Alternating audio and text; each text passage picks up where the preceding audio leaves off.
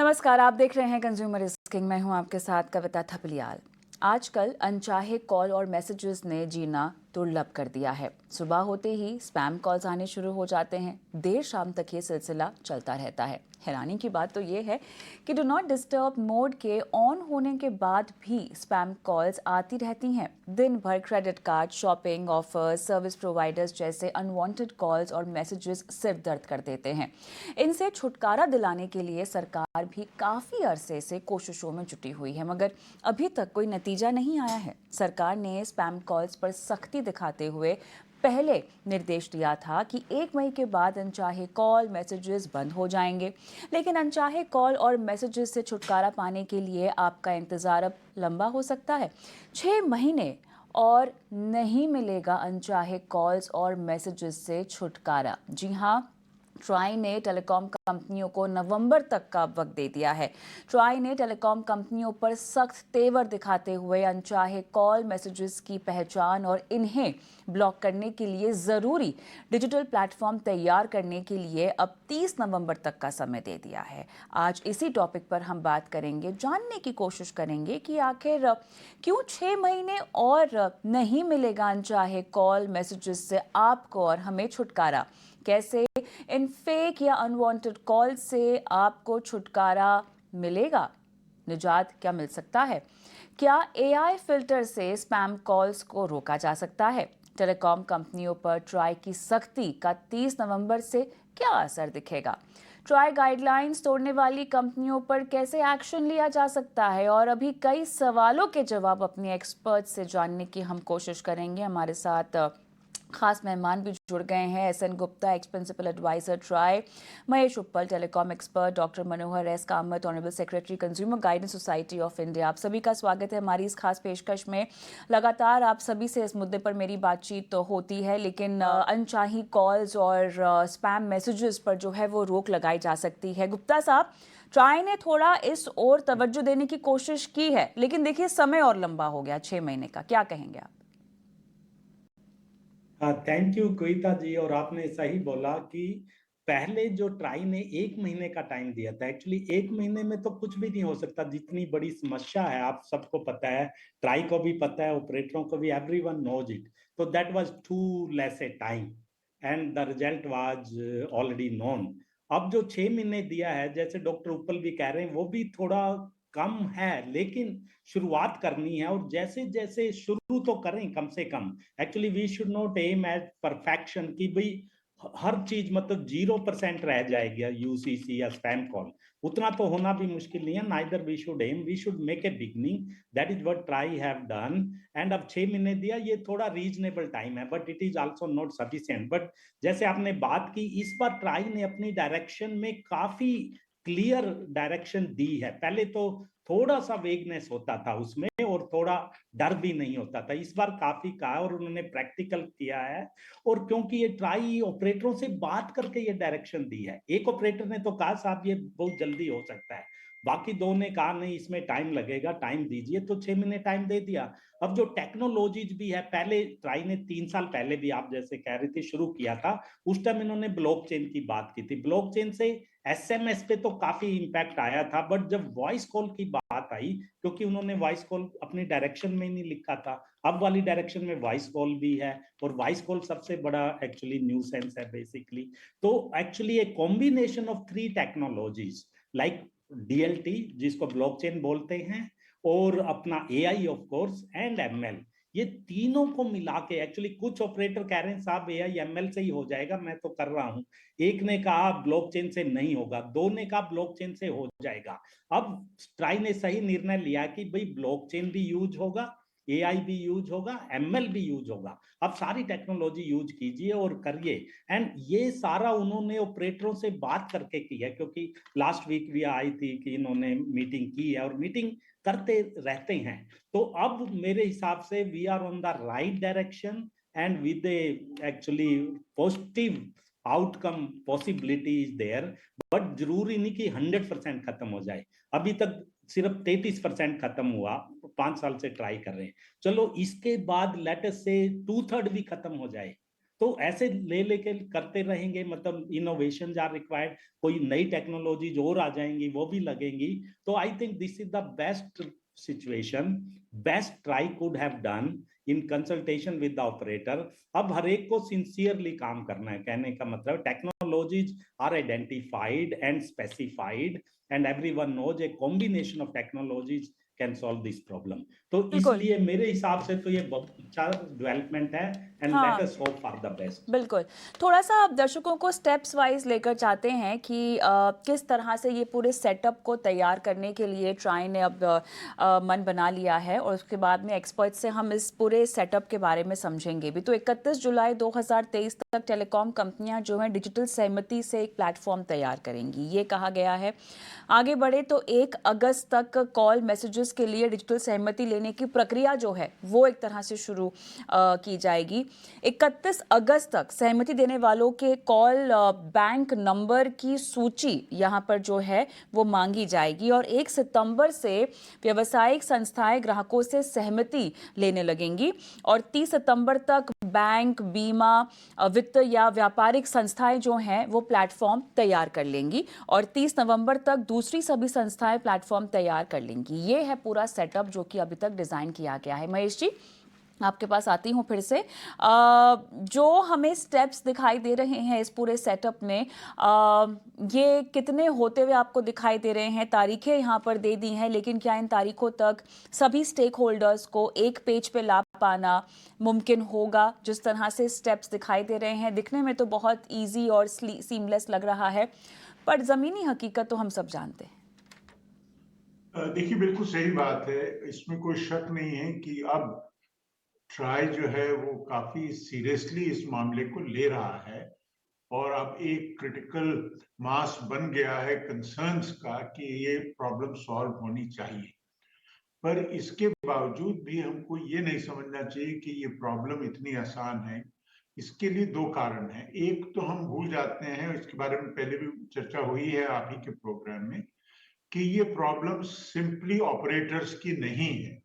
दूसरी, ये प्रॉब्लम सहमति या असहमति की भी नहीं है, क्योंकि हम लोग आमतौर पे जो सबसे ज्यादा कॉल्स देख रहे हैं वो नॉन फॉर्मल, इनफॉर्मल लोगों की इंडिविजुअल नंबर से कॉल्स की बात कर रहे हैं।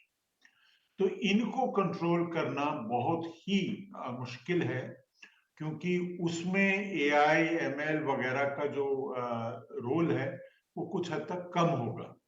और एक हमको भूलना नहीं चाहिए, क्योंकि ये सहमति या असहमति, कंसेंट, नॉन कंसेंट की बात कई सालों से चल रही है, और ये ऑनलाइन मीडिया में बहुत ज्यादा चलती है, आपने देखा होगा।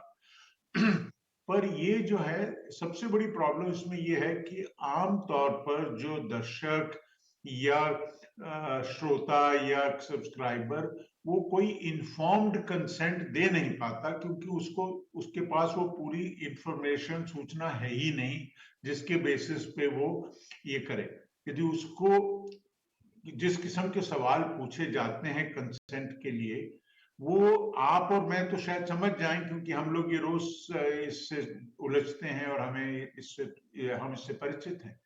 पर एवरेज यूजर, और मैं रूरल की बात नहीं कर रहा हूं, मैं एवरेज यूजर, इवन अर्बन जो है उसकी बात कर रहा हूं, उनको इन सब पेचीदगियों से काफी परेशानी होती है, क्योंकि उनके लिए ये सवाल बड़े टेढ़े होते हैं। आपने देखा होगा, जब भी आप कोई सॉफ्टवेयर के लिए कुछ साइन अप करती हैं, उसमें दुनिया जहां का आता है और नीचे लिखा होता है डू यू एग्री, एंड आप आई एग्री कह के आगे हो जाते हैं। किसी के पास भी ना इतना वक्त होता है और ना ही इतनी समझ होती है, ना ही इतना फोकस होता है कि वो पहले एक लीगल 2 पैराग्राफ का इंफॉर्मेशन पढ़े और उसको पढ़ के फिर समझे, और उसके बेसिस पे वो बोलता है मुझे काम करना है, मैं अपना काम करूं, देखता है।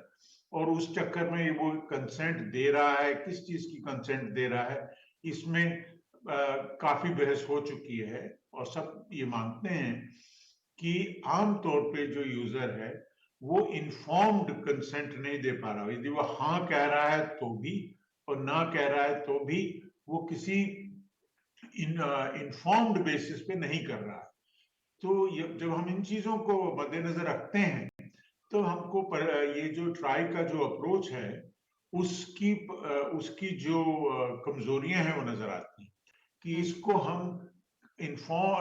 हम कंसेंट के बेसिस पे इस प्रॉब्लम का निवारण कर पाए, मुझे नहीं लगता ये संभव है, क्योंकि जिस प्रॉब्लम का स्केल इतना बड़ा है और जिस किस्म की हमारी डाइवर्स पॉपुलेशन है, लैंग्वेज वगैरह वगैरह, पचासों चीजों की हमारे यहाँ कॉम्प्लेक्सिटीज हैं, उसमें ये कंसेंट बेस्ड सिस्टम उसका जो जो जी इम्पैक्ट होगा वो बहुत ही सीमित होगा। बिल्कुल उस बिल्कुल। तो डॉक्टर मनोहर, क्या लगता है आपको यहाँ पर टेलीकॉम कंपनियों को क्या-क्या अड़चनें आ सकती हैं? और जैसा कि महेश उपल जी ने भी कहा कि ये कंसेंट जो है वो काफ़ी नहीं होगा। क्या कहना है आपका, आपकी राय? संस्था के ओर से बात कर रहा हूं मैं, जी consumer guidance society of India से। जी तो मैं उनका सेक्रेटरी हूं। मैं एक क्लियर कट बोल रहा हूं आपको कि आप कितने भी कायदे बनाएंगे, जब तक आप उनको इम्प्लीमेंट नहीं कर सकते तब तक ये पूरा फिजूल है। क्योंकि टीएनडी के बारे में तो बहुत कुछ कायदे बनाए थे और कहा था कि जो भी टीएनडी को वायलेट करेगा उसकी सर्विसेज कट किए जाएंगे। मैंने खुद कम से कम 150 कंप्लेंट भेजे हैं और उन नंबर्स को बिल्कुल कट नहीं किया है। आज कहते हैं कि हम एआई करेंगे, हम इसको पकड़ेंगे, हम उसको पकड़ेंगे। आप उनको पकड़ेंगे और उनको शिक्षा देंगे जो एज पर लॉ चलता है, जो एक मार्केटर बन के आपको रजिस्टर करता है, जो आपके कायदे कानून को मानता है और उनको अमल करता है। लेकिन ये स्पैम कॉल्स और जो मैं बोलता हूं उनको ये डर्टी कॉल्स जो हमें नहीं चाहिए, वो उनसे आते हैं जो अनरजिस्टर्ड हैं और वो फोन करते ही बोलेंगे सर मैं फलाने कंपनी की ओर से बोल रहा हूं, मैं कंपनी से बोल रहा हूं नहीं बोलते हैं वो, हम फलानी कंपनी की ओर से बोल रहे हैं। और फिर उनकी क्रेडिट कार्ड और अपना इलेक्ट्रॉनिक आइटम इसका सब उनका वो शुरू हो जाता है। तो अभी सवाल ये है, आप इतने कायदे बना रहे हो, इतने कॉम्प्लिकेशन इस पे ला रहे हो, कह रहे हो कि एआई यूज करोगे, ये करोगे, वो करोगे, लेकिन कितने लोगों को आप प्रोसिक्यूट करेंगे? कितने लोगों की लाइंस आप बंद करेंगे? कितने लोगों के मोबाइल आप जब्त करोगे इसके लिए? जीरो। क्यों? क्योंकि बड़ा देश।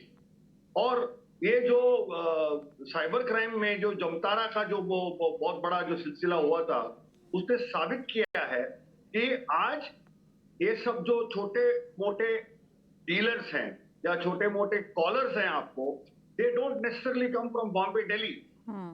वो सारे देश के छोटे छोटे गांवों से भी फोन करते हैं। तो कहां तक जाएगी ट्राई, कहां तक जाएगी पुलिस इनको पकड़ने के लिए? पुलिस रेप और मर्डर की केस सॉल्व नहीं कर रहे हैं, क्या ये टेलीकॉम वालों को फेक और स्पैम कॉल के लिए अरेस्ट करने के लिए जाएगी? तो मेरा सबसे अहम सवाल ये है कि आप कितने भी कायदे बनाइए, जो चाहे बनाइए, आप इनको अमल करने के बारे में पहले सोचिए। कायदे बनाकर फिर अमल के पीछे मत लगिएगा, क्योंकि ये कायदा या ये स्पैम कॉल जो भी हैं वो तब बंद होगा जब लोगों को इसका गैर इस्तेमाल करने पर जुर्माना लगे। बिल्कुल जब तक जुर्माना नहीं लगता है, मेरे हिसाब से all this is waste of time and it is eyewash and waste of money. बिल्कुल।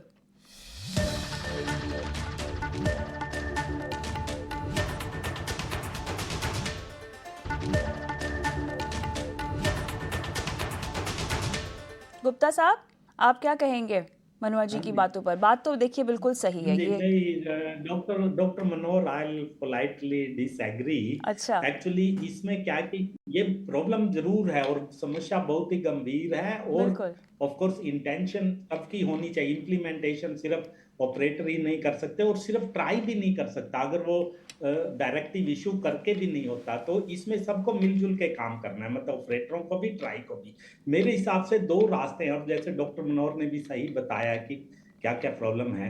एक रास्ता है कि इसको इम्प्लीमेंट, ट्राई ने डायरेक्टिव तो इशू कर दिया और उनसे बात करके किया ऑपरेटरों से। अब इसका इम्प्लीमेंटेशन एंड मॉनिटरिंग भी ट्राई एक वर्किंग ग्रुप बनाए जिसमें ट्राई के लोग भी हों और ऑपरेटरों के लोग भी हों, वो सारे मिलके देखें भी ये डेडलाइन कैसे मीट करेगा। अगर इस डेडलाइन में कोई ज्यादा कमी रह गई है कुछ, जैसे डॉक्टर उपल ने बोला, तो उसको क्या ठीक करना है, तो ज्वाइंटली। और जो सबसे बड़ा इसमें है, एक तो था टेक्नोलॉजी, वो अब सबने मान लिया कि टेक्नोलॉजी की जरूरत है और टेक्नोलॉजी से ही होगा, लेकिन इतनी फास्ट नहीं हो रहा है वहां भी। तो एक जो टेलीकॉम ओम्बुड्समैन की चर्चा जो 25 साल पहले भी हुई थी, एक बार टेलीकॉम ओम्बुड्समैन बना भी था, तो आई थिंक अब टाइम आ गया है एटलीस्ट इस प्रॉब्लम को सॉल्व करने के लिए। अगर जो टेलीकॉम ओम्बुड्समैन वाली संस्था को रिवाइव किया जाए और जैसे ये कोर्ट कूट के चक्रों में ना पड़ना पड़े, उधर नहीं जाना पड़े, और ट्राई भी ऑफलोड कर दे, ये ओम्बुड्समैन इसको देखेगा और इसकी इम्प्लीमेंटेशन भी ओम्बुड्समैन देखेगा। हमने डायरेक्टिव इशू कर दिया है, अब आप एक ज्वाइंट कमेटी बनाओ, सब बनाओ, ताकि वो फिर ऑपरेटरों को भी बुलाएगा, कंज्यूमर को भी बुलाएगा और डॉक्टर मनोहर जैसे लोगों को भी सुनेगा कि साहब आप बताइए फिर करना क्या है। मतलब आप तो कह रहे हो कुछ नहीं हो सकता, तो चलो आप ही बताओ फिर कैसे करना है। मतलब प्रॉब्लम तो सॉल्व करनी है, मिलजुल के सॉल्व करनी है। तो मेरे हिसाब से ये ज्वाइंट वर्किंग ग्रुप की जरूरत है, ऑपरेटर और ट्राई की। और अगर हम किसी तरह ओम्बुड्समैन ले आए, और भी बहुत काम की चीज होती है ओम्बुड्समैन, ये प्रॉब्लम भी वो सॉल्व करने में मदद कर सकता है। तो ये मेरा मानना है विदा जी। अब यहाँ पर टेलीकॉम कंपनियों के लिहाज से क्या क्या चैलेंजेस आ सकते हैं, उपल जी, इसको आप कैसे समझाएंगे? देखिए, जैसे कि हमने पहले बात की कि, और जैसे गुप्ता जी भी कह रहे हैं, जो टेक्नोलॉजी का काम है, जो निवेश का काम है, वो मुझे नहीं लगता कि इतना बड़ा मुश्किल काम है। बिल्कुल, हाँ। है ना, वो तो हो ही सकता है। हाँ, हाँ। पर प्रॉब्लम ये है कि जैसे कि आपने अपने उसमें इंट्रोडक्शन में भी बताया, ये प्रॉब्लम करोड़ों कॉल्स की है। बिल्कुल। ठीक है, और आप और मुझको 8-8, 10-10 कॉल्स रोज आते हैं। ठीक है, तो इसको जो स्केल है प्रॉब्लम का, वो हमें समझना है। चाहे वो ट्राई हो, चाहे वो ओम्बड्समैन हो, चाहे कोर्ट्स हो, चाहे कंज्यूमर कोर्ट्स हो, उनके लिए ये जो चीजें हैं ये बड़ी ओवरवेलमिंग है। ये उनको बिल्कुल इतने उसमें इतने क्या नाम करो इतने केसेस से दबा देंगी कि उनको संभालना ही बड़ा मुश्किल है। हाँ। वो जो इम्प्लीमेंटेशन की मनोहर जी ने बात की और जो गुप्ता जी भी कह रहे हैं, उसके लिए एक बहुत जरूरी प्री कंडीशन होती है कि वो नंबर्स जो हों उसके मैनेजेबल हो। देखिए, मर्डर्स और रेप्स जो भी हैं, इनका नंबर्स जो है वो तब भी मैनेजेबल है, इसके बावजूद कि वो बड़े घिनौने अपराध हैं। उनका नंबर इन नंबर्स के जैसे कॉम्परेबल नहीं है, और उनको भी मैनेज करने में हमें दिक्कत आती है। और अभी भी हमारे यहाँ लाखों केसेस पेंडिंग है। बिल्कुल। तो जब ये प्रॉब्लम आएगी और इस स्केल की प्रॉब्लम आएगी, तो हम इसको उस तरीके से इसको सॉल्व नहीं कर सकते, ये मेरा मानना है। इसमें कोई शक नहीं। इसमें दूसरे किस्म की वो हो सकती है कि आप फॉर एग्जांपल बोलें कि डिफॉल्ट ऑप्शन, यानी कि कोई भी आदमी जो अपना कॉल आईडी लेता है या फोन नंबर लेता है, तो उसकी पहली सिचुएशन, उसका जो पहली सेटिंग होगी वो ये है कि किसी किस्म की कॉल्स उसमें ना आए। तो जब ऐसा होगा तो कम से कम आप जो कॉल्स देते हैं आपको, उनको आपसे अनुमति पहले लेनी पड़ेगी, और फिर ये प्रॉब्लम स्केल की उनकी हो जाएगी, कितने लोगों से आप कंसेंट लेते रहेंगे। ठीक है, आज की डेट में प्रॉब्लम उल्टी है कि हमारी डिफॉल्ट पोजीशन ये है कि सब के सब किसी को भी कभी भी फोन कर सकते हैं। ठीक है, पर यदि हम उल्टा कर दें कि आपको कोई भी फोन नहीं कर सकता जब तक आप ना उसको हाँ करें, तो हो सकता है उसमें काफी हद तक प्रॉब्लम आ जाए। और इसमें इंटरनेशनल रेगुलेशन में भी इस किस्म के कुछ प्रेसिडेंट हैं, पर ये परफेक्ट सॉल्यूशन वो भी नहीं है, क्योंकि उसमें भी कई कॉल्स हैं, जैसे कि हमने पिछली बार बात की थी। अब मेरे दरवाजे पे कोई खड़ा है, मेरे लिए एक अमेज़न का पैकेट लेके आया है, उसका नंबर मैं नहीं जानता, पर वो जो मुझे करेगा फोन कि भाई मैं आ रहा हूँ, आप मुझे ओटीपी दे दीजिए, यदि मैं वो कॉल नहीं लूंगा इस वजह से कि हो सकता है वो स्पैम हो, तो नुकसान तो मुझे ही है ना। बिल्कुल। है ना। तो ये जो इसमें दिक्कत जो है वो कई किस्म की है, और इसमें हमें काफी कुछ करना पड़ेगा, पर ये हमें मान के चलना चाहिए कि ये प्रॉब्लम सॉल्व काफी टाइम लगेगा, और इसमें तरह तरह के इंटरवेंशंस की जरूरत होगी। इसमें ट्राई के रूल्स भी होंगे, उसमें ombudsman की भी जरूरत होगी, उसमें कंज्यूमर एजुकेशन की भी जरूरत होगी। बिल्कुल, हाँ। ये सब, तो ये मतलब इसमें कोई शक नहीं कि ट्राई भी काफी अंडर प्रेशर है, क्योंकि सरकार भी उनके पीछे लगी है और कंज्यूमर्स भी पीछे लगे हैं, पर अपनी तरफ से वो जो कर रहे हैं वो कर ही रहे हैं। पर हमें इस खुशफहमी में नहीं रहना चाहिए कि ये प्रॉब्लम निकट भविष्य में सॉल्व होने वाली है। हाँ, जैसे गुप्ता जी कह रहे हैं, हो सकता है 19-20 का फर्क पड़ जाए। बिल्कुल, मेरे ख्याल से एक जो पहलू है इस पूरी समस्या का, कम से कम टेक्नोलॉजी के इंट्रोडक्शन के बाद एक पहलू है जो हम उम्मीद कर सकते हैं कि उस दिक्कत में, उस प्रॉब्लम में थोड़ी सी कमी आए। क्या कहेंगे आप डॉक्टर मनोहर, आप अग्री करते हैं इस बात से? देखिए, 5% 10% कम करने से कंज्यूमर्स को कोई बेनिफिट होने वाला नहीं। हाँ, तो आप बिल्कुल। ये 19-20 की बात कर रहे हो ना, ये बिल्कुल नामंजूर है। एज ए ग्राहक संस्था हम क्लियर कट बोलते हैं, इसको सब्सटैंशियली रिड्यूस करना पड़ेगा। आप सबसे पहली 2 बातें मैं आपको बोलना चाहता हूं। ओम्बड्समैन के पास जाओ। हम ओम्बड्समैन की मांग पिछले 8 साल से ट्राई के साथ कर रहे हैं कि ओम्बड्समैन की बनाइए, ओम्बड्समैन बनाइए, ओम्बड्समैन बन नहीं रहा। फिर आप कहते हो कंज्यूमर कोर्ट जाओ। मैडम, कंज्यूमर कोर्ट में आज 7 से 8 साल लगते हैं सिंपल केस करने के लिए। मेडिकल नेग्लिजेंस केसेस में जहां डेथ होती है, डिस्ट्रिक्ट फोरम से लेके नेशनल कमीशन जाने के लिए 22 साल लगते हैं। तो कौन जाएगा? आजकल कंज्यूमर कोर्ट्स पे भी फाइलिंग कम हो गया इसकी वजह से। तो मेरा एक ही कहना है, बड़े बड़े प्लान्स प्लीज मत बनाइए, बड़े बड़े कुछ भी हमको उपभोक्ताओं को प्रॉमिस मत कीजिए जब तक आप इसको इम्प्लीमेंट नहीं कर सकते। आप मुझे ऐसा सिस्टम दीजिए कि अगर मैं कंप्लेंट करूंगा तो आप मुझे 7 डेज में कॉल करके बोलेंगे कि डॉक्टर साहब, ये आपने जो कंप्लेंट दिया था, ये मैंने उसका सेटल किया, या मैंने उसको पनिशमेंट दिया। ये कि आप कीजिए, हम संभालेंगे, हम देखेंगे। ये देख के और संभाल के ही तो पूरी जो ये माहौल है कंप्लीट विशिएट हो गया है।